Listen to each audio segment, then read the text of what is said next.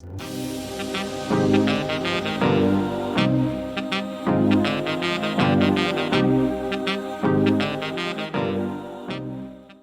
everybody, and welcome to episode 6 of DPSI with Aggie. Before we move on to today's topic, which is top 5 things I did right when preparing for my exam, I would like to draw your particular attention to today's news item. Today's news item is extremely important to anyone wishing to sit the DPSI in law, as it concerns withdrawal of the subpaths of the law of England and Wales, the Scots law and the law of Northern Ireland, and an introduction of a new general law pathway. So let's look at the news. You might remember that in one of the first episodes I was talking about 3 pathways: law, local government and health. Within the law pathway we had 3 specialized, let's call them sub pathways, which is the law of England and Wales, the law of Scotland, so Scots law, and the law of Northern Ireland. However, the CIOL a couple of weeks ago introduced a really big change, and I'm going to talk to you about this in a moment. If you go on to CIOL's website and go to qualifications, the Diploma in Public Service Interpreting DPSI, you can see there is a new tab called DPSI Home. And we have the information about the withdrawal of certain pathways. The withdrawn pathways, so the pathways that will not be part of the examination, are as follows: consecutive and simultaneous interpretation in English law, Scottish law and Northern Irish law, side translation into English in those 3 types of law, side translation from English, and then also translation into English and translation from English.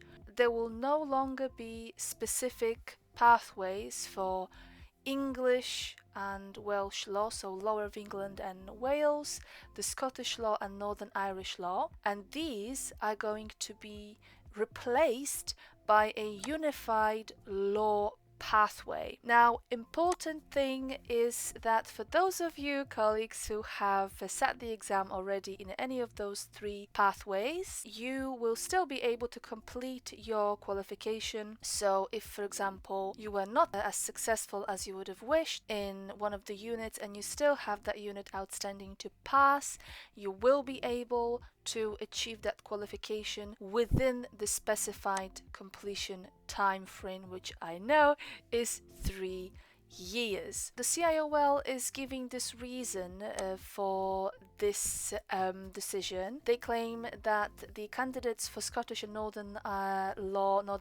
Irish law have declined, and they are introducing an updated, consolidated law pathway just for all types of law. All past papers are still a very useful preparation resource, and you will still be sitting the same exam, so the format is still unchanged. This is very important. The law content will be more generic and it won't be country specific. If you have already passed some units in English law or Scottish law or Northern Irish law, you can still register for the exam and resit the units, and you don't need to start the qualification from the start. You don't need to abandon the units that you have already passed. So this is a new change for the candidates who are sitting the DPSI examination level 6 from scratch. A brief summary of last episode, where I was talking about top 5 mistakes I made when preparing for my DPSI examination. Mistake number 1,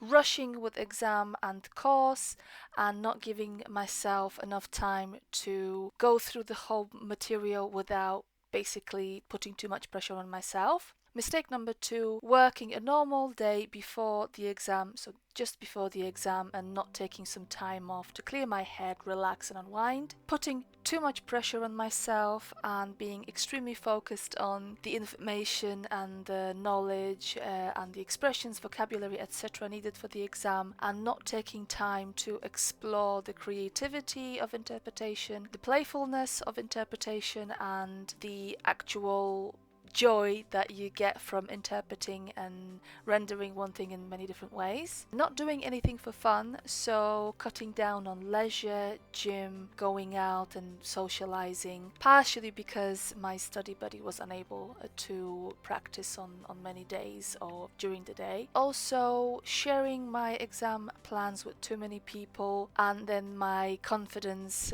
suffering a little bit when people were sharing their concerns about themselves taking the exam. So these were my top 5 mistakes. So enough about mistakes, let's talk about the things I did right the first time. On my list, number 1 thing was the course. Now, I do appreciate that you, my lovely viewers, will be coming from many different backgrounds. You will have different experience in terms of learning of the language, learning of interpretation. I have a bachelor's degree in English, and I also did a course in interpretation and translation. For me, having that structured course was very, very important because I can be quite unfocused sometimes. I do know that I have a tendency to maybe get really into something and then maybe forgetting that I still need to do something else when it comes to exploring a topic or learning. So having that syllabus, so a list of concepts and a list of topics to explore, was very useful because I was able to allocate time and plan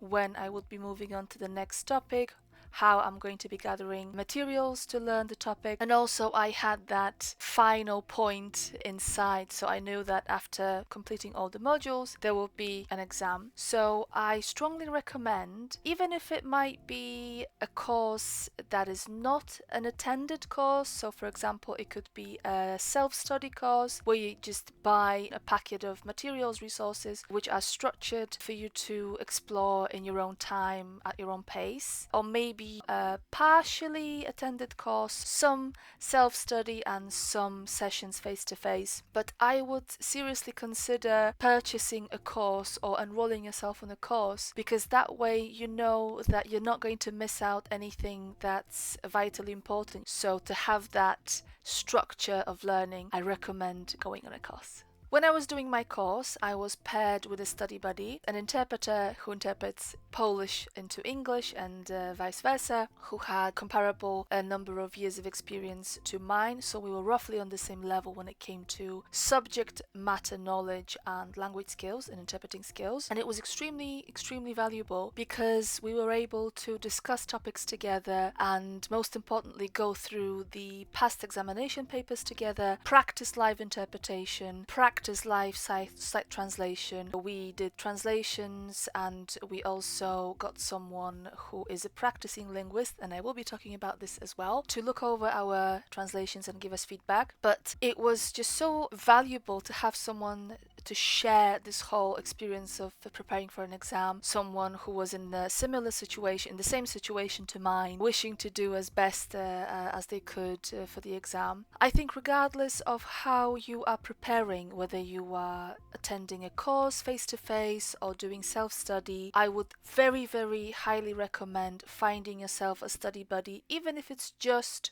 for a couple of hours, to go through certain things together and to practice dialogues, because it's going to give you that live interlocutor, and it's very, very valuable because the DPSI examination is essentially like an assignment, just boiled all together into one exam. With a study buddy, you can go through everything in advance, you can even do a mock exam together, and you can learn from each other, because no matter how experienced you are, there is always something that you can learn. My first study buddy, Teresa, introduced me to some great resources like the Law in Action podcast. Get yourself someone to practice with. Also have very clear expectations in the terms of valuing your time and the other person's time. So it's very important to have those expectations right at the beginning. So I did mention in my 5 mistakes video about focusing very intensively on studying and being extremely goal focused. In itself, that's not a bad thing, and this relates to another thing that I did right when preparing for the DPSI exam, which is something called front loading. So when you participate in a project or when you do a piece of work, front loading means doing as much work or the majority of the work in the early stages of the project, because life gets in the way. And if you front load, if you put a lot of effort right at the beginning, that means that if, for example, the time that you have remaining will be cut short, you have made already big progress. You've carried out a lion's share of the work. So in my case, front loading consisted of gathering a lot of materials, doing a lot of work when it comes to vocabularies, court visits, completing some vocabulary revision books, and also writing essays about criminal and civil law, which meant that in the latter part of my preparation period, when I was unexpectedly made full-time at work and I found myself without that extra day to study, I had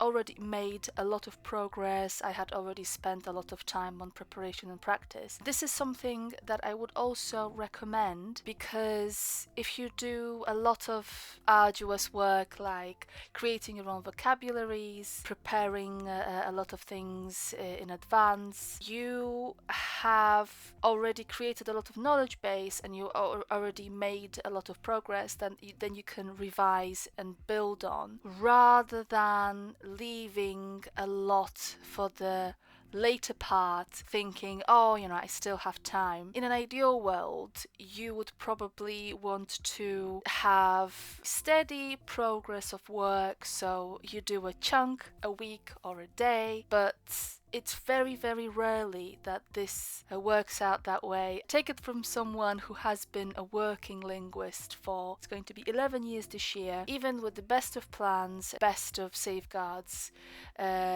something will always crop up. And if you do as much as you can right at the beginning, that will mean you won't have to frantically catch up later on. In language teaching and learning, there is a term, an informant, and an informant is someone that provides you real-life examples and real-life insights into the culture and everyday use of the chosen language that you study. In the case of preparing for a DPSI exam, whether it's local government or law or healthcare, you need a real insight into how things work in the real life. It's one thing preparing with essays, and whether you are choosing the exam-based path of the DPSI or a portfolio-based path of the DCI, which is Diploma in Community Interpreting, you will need that real life insight into how the language is used, what kind of expressions, acronyms, colloquial expressions you can come across. And for colleagues who are choosing to sit the DPSI Law, your first point of contact will be your local courts. I absolutely cannot stress enough just how incredibly important and valuable court visits were for me. I got in touch with the course provider and asked them to write me a nice official letter to say that this here, Agnieszka Kwiecień, is looking to sit the DPSI examination in June, and she requires to carry out court visits in order to gain insight into the workings of the justice system in England and Wales. I turned up to a few courts with that letter, and I arranged some visits to my local magistrates court and to my local Crown and Civil courts. They were respectively in Blackburn and Burnley in Lancashire, and it was an immensely rewarding and very, very valuable experience. I would sit in the public gallery with my notebook and I would listen to the proceedings, I would listen in to the cases being presented, I would note down certain expressions that were used over and over. During one full day hearing in county court, it was a civil matter, a road traffic accident. The judge actually sat down with me afterwards and it went through the decision, and it was so useful. I also had a chance to take a peek at listings, and I was able to actually choose some hearings that were taking place with the assistance of a Polish interpreter, and that was incredibly useful. This is something that's absolutely invaluable. If there is one thing that I would say is going to be a cornerstone of your success as a legal interpreter, it's making friends with your local courts. The court staff, in my experience, in vast majority of cases, was very helpful. I got to sit down with clerks, even with some judges and guards, chatting about their work, how things are organized, etc. It just puts you so much at ease to know who's who in the court, what is the procedure of beginning work there, and what you can expect, what the etiquette is. These little things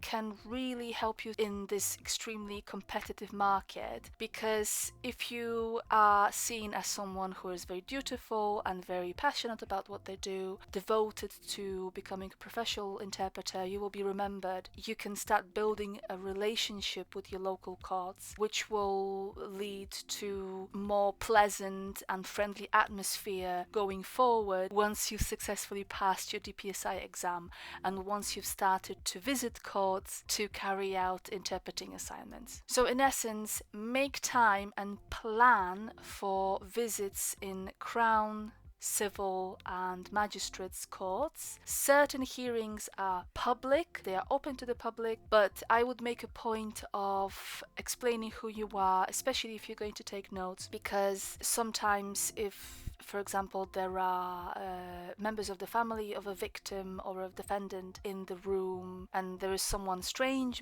taking notes, it can be a little bit unsettling to them. Just to explain what your role is, that's quite helpful in my opinion. I believe that it's going to really contribute to building your confidence when you step into the court for the first time to do a job.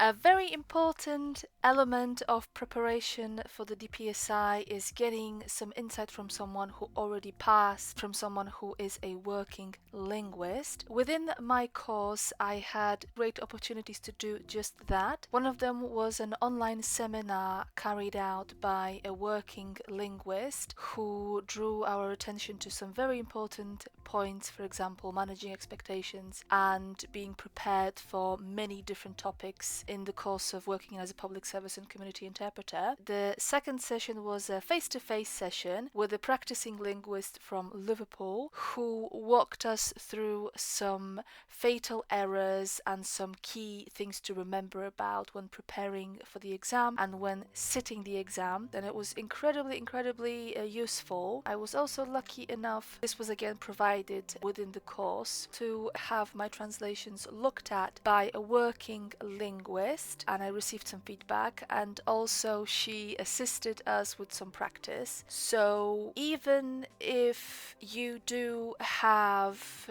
classes or sessions with someone within your course, I would strongly recommend paying to spend some time with someone who is currently a working linguist who has passed their DPSI, to just give you a bit of an insight from the point of view of someone from outside. Get someone who will give you some good feedback about your performance and will hopefully give you some advice on what you can improve and what already you have mastered. That will give you some insight on how things will look from the point of view of someone who passed. So just to summarize the key points from today's video: enroll on a course. It could be a face-to-face course, it could be a partially remote and partially face-to-face course, or it could be just a self-study course. Get yourself a study buddy. There are so many different places where you can find a study buddy, for example Facebook groups for working linguists. There are literally hundreds of them. Some are language specific, so you can really find someone who's going to be on a comparable level to yours. Front load rather than leaving it for when you have time. Carve out some time and do as much as you can beforehand. Visit some courts if you are preparing for the DPSI in law. Make friends with court ushers, court clerks, sit at hearings, make notes, learn about the procedures, learn about the etiquette, see what live court proceedings are like, ask to allow you to glance at the listings so that you can choose when to come and watch a hearing with the use of the interpreter. There are other places where you can actually browse the court proceedings, but they don't always specify whether an interpreter is needed. Also, seek advice, feedback, and extra input from a working, practicing linguist, practicing interpreter who has passed their DPSI. This is very important. Spend some money on having your translations reviewed, on practicing role plays, practicing scenes, so that you can really get an insight on how this is going to look like in practice. Today's Resource Corner is a free online event which is going to take place on the 22nd of April.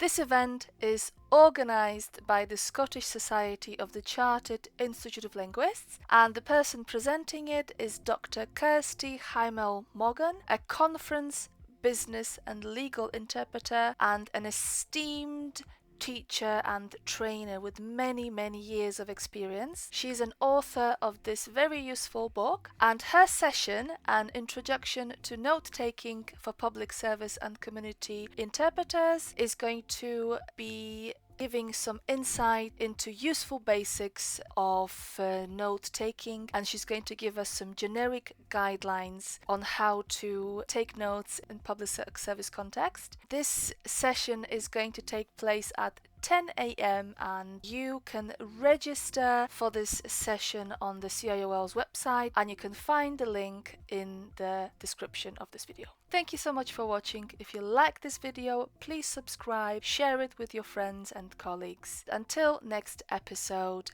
keep safe, keep learning and keep growing. A tout à l'heure, do zobaczenia, bis nachher, Allah Hafiz, arrivederci, bye bye.